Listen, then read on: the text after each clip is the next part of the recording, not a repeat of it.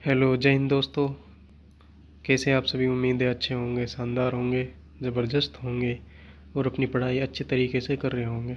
दोस्तों, आज हम लेके आए हैं आपके लिए 2025-26 की जो नई भर्ती है एसएससी कांस्टेबल जीडी की, उसके बारे में, उसकी क्या एलिजिबिलिटी क्राइटेरिया है, क्या एज लिमिट रहने वाली है, क्या सिलेक्शन प्रोसेस है, सभी वीडियो के बारे में, सभी चीज़ों के बारे में बात करेंगे इस वीडियो में। चलिए शुरू करते हैं। इससे पहले अभी आपने हमारे चैनल को सब्सक्राइब नहीं किया है तो सब्सक्राइब कर लीजिए, बेल आइकन को घंटे को दबा दीजिए। इस पर जितने भी एग्ज़ाम्स होते हैं सारे एग्ज़ाम्स के क्या क्या जो eligibility criteria, age limit, form वगैरह सारी की जानकारी इसी चैनल पर मिलती रहेगी आप सभी को। चलिए शुरू करते हैं।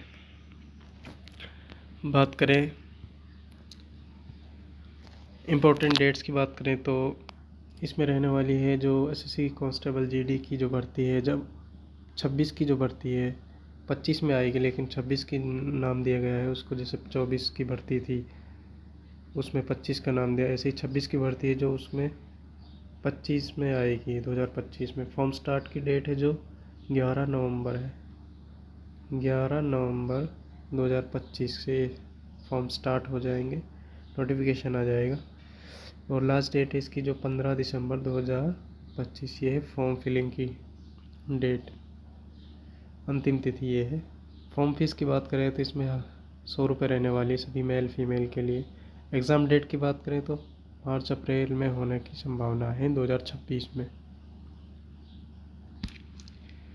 चलिए अब बात कर लेते हैं क्या इसकी एलिजिबिलिटी क्राइटेरिया रहने वाला है, क्या क्या योग्यताएं मांगी गई हैं इसमें एसएससी कांस्टेबल जीडी के लिए। बात करें क्वालिफ़िकेशन की तो कांस्टेबल जीडी के लिए 10th पास मांगी जाती है सभी के लिए, मेल हो या चाहे फीमेल हो, मिनिमम 10th पास होना चाहिए। एज लिमिट की बात करें तो 18 से 25 साल। और ओबीसी, एससी, एसटी के लिए रिलैक्सेशन भी मिलता है। जैसे ओबीसी के लिए 3 साल का, एससी एसटी के लिए 5 साल का मिनिमम रिलैक्सेशन मिलता है। यानी 25 से 28-30 तक भी ओबीसी, एससी एसटी कैंडिडेट इस फॉर्म को फिलअप कर सकते हैं, एज रिलैक्सेशन ले सकते हैं। ये होगी एज लिमिट। इसके बारे में अब बात करते हैं सिलेक्शन प्रोसेस की। सिलेक्शन प्रोसेस इसमें क्या रहने वाला है, किस तरीके से सिलेक्ट होते हैं बच्चे इसमें। सबसे पहले कॉमन एंट्रेंस एग्ज़ाम होता है जिसको सीई कहते हैं, कंप्यूटर बेस्ड होता है, ऑनलाइन होता है। और उसके बाद फिज़िकल टेस्ट होने वाला है जिसमें 5 किलोमीटर रनिंग करवाई जाती है। उसके बाद मेडिकल होता है, फिर डॉक्यूमेंट वेरिफिकेशन, फिर डीएमई होता है, डिटेल्ड मेडिकल एग्जामिनेशन, जिसमें अगर किसी के पास पॉइंट बन जाता है तो वह आगे उसको चैलेंज कर सकता है पॉइंट को। उसके बाद फाइनल रिज़ल्ट आता है, मेरिट आती है, उसके बाद आप सेलेक्ट हो जाते हो। ये होगा इसका सिलेक्शन प्रोसेस। अब बात करते हैं एग्ज़ाम पैटर्न और सिलेबस क्या रहने वाला है इसका। एग्ज़ाम पैटर्न की बात करें तो इसमें जीके जीएस है जो 20 क्वेश्चंस आते हैं। 2 नंबर का एक क्वेश्चन होता है, 2 मार्क्स का एक क्वेश्चन होता है, यानी 40 मार्क्स के जीके जीएस होगी। मैथमेटिक्स भी 40 मार्क्स के होगी, 20 क्वेश्चन हो गए। ये यहाँ पर क्वेश्चन है, ये मार्क्स है। उसके बाद हिंदी या इंग्लिश में से एक चूज़ करना होता है। अगर आप हिंदी चूज़ करते हैं तो हिंदी सेलेक्ट करिए, इंग्लिश को सेलेक्ट करते हैं तो इंग्लिश, इसमें से एक सा सेलेक्ट करना है। उसके 20 क्वेश्चन आपको खुलेंगे और 2 नंबर का एक क्वेश्चन होगा तो 40 मार्क्स के ये होंगे। रीजनिंग की बात करें तो उसके बाद 20 क्वेश्चन रीजनिंग के होंगे, यानी 40-40 मार्क्स के, ये 4 पार्ट्स में डिवाइड है।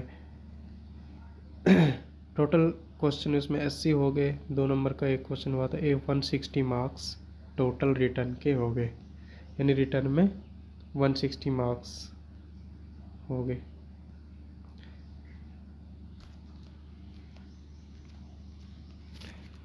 रिटर्न देने के बाद आपको पास एक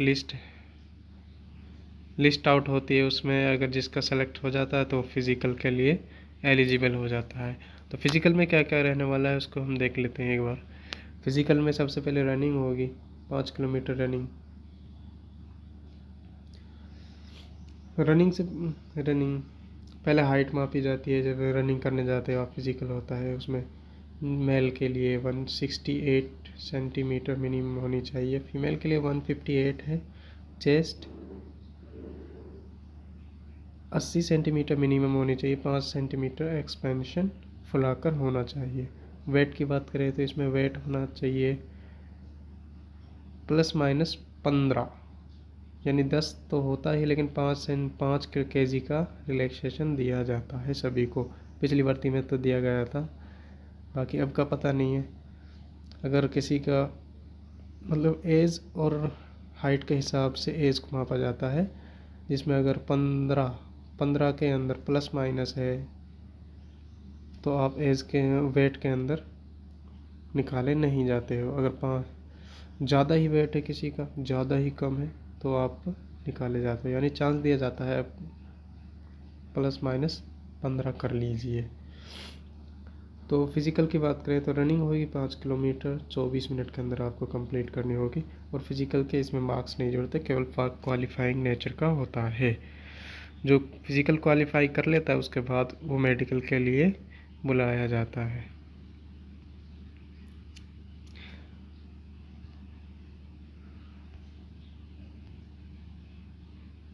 बात करें मेडिकल की, तो मेडिकल में क्या है, मेन पॉइंट्स चेक किए जाते हैं, जैसे आई, नोज़, नोकनी, फ्लैट फीट और बहुत सारी चीज़ें हैं, छोटी छोटी चीज़ें जो चेक की जाती हैं मेडिकल में। फिर मेडिकल क्लियर कर जाते हो तो आपके बाद फाइनल लिस्ट का इंतज़ार करना होता है। फाइनल लिस्ट में नंबर आ गया तो आप सेलेक्ट हो जाते हैं। बात करें हम बोनस मार्क्स की, तो एनसीसी के बोनस मार्क्स इसमें मिलते हैं। तो ए सर्टिफिकेट के 2 मार्क्स मिलते हैं और बी सर्टिफिकेट के 4.8 मार्क्स मिलते हैं। 8 और क्या कहते हैं,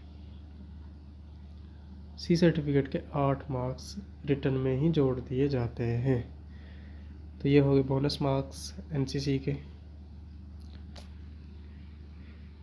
उसके बाद बात करते हैं हम सैलरी की। तो सैलरी इसमें रहने वाली है 21,000 बेसिक सैलरी होती है, जिसमें फ़ंड वगैरह मिलकर 45,000 के अराउंड टोटल सैलरी बन जाती है आपकी।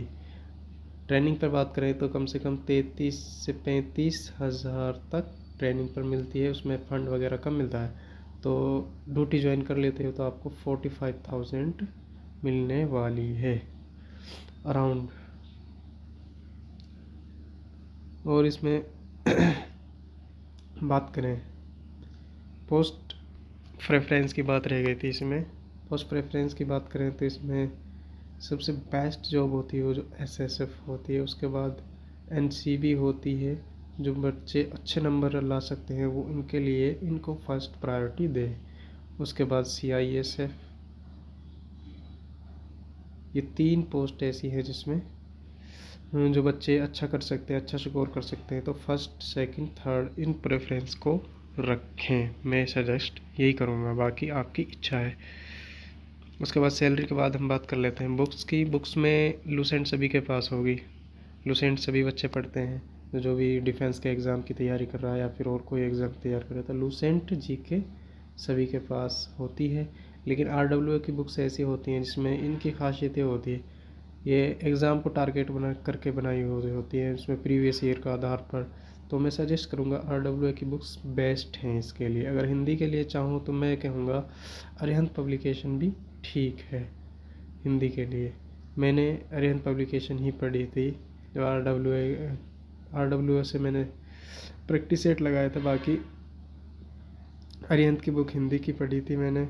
मैं बात करूँ, मैं सीआरपीएफ में सेलेक्टेड हूँ, अभी मैंने ज्वाइन नहीं किया है, तो एक्सटेंशन ले रखा है। तो मैंने भी आरडब्ल्यूए से ही तैयारी करी थी।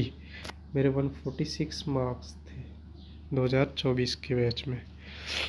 तो चलिए शुरू करते हैं आगे। चलिए दोस्तों, उम्मीद है कि आपको समझ आई होगी एसएसजीडी कांस्टेबल के selection process, eligibility criteria, age limit, सारी चीज़ों के बारे में, फॉर्म के बारे में हमने बातें कर चुके हैं। तो आपको समझ आई होगी।